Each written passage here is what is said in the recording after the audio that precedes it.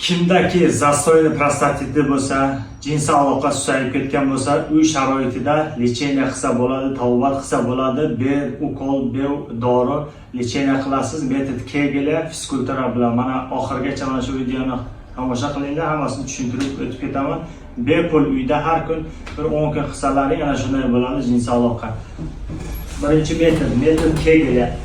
Videoni to oxirigacha tomosha qilinglar, hammasini tushuntirib o'tib ketaman. Ana shunday orqachalab yotaverasizlar.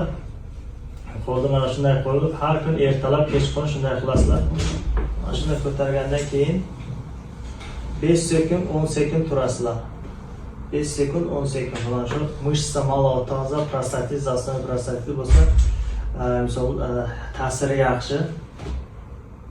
Mana shunday. Mana shunday.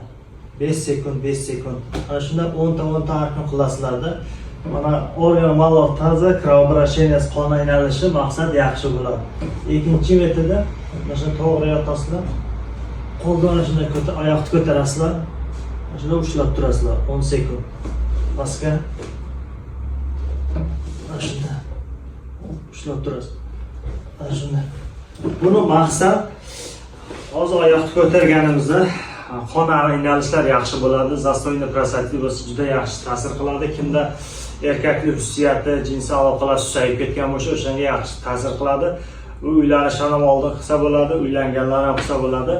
Inshaalloh yaxshi foydasi bo'ladi. Mana shu video agar yoqqan bo'lsa, like bosib, podelishsa, kommentariy yozinglar, podpisatsiya qilinglar. Rahmat, sog' bo'ling.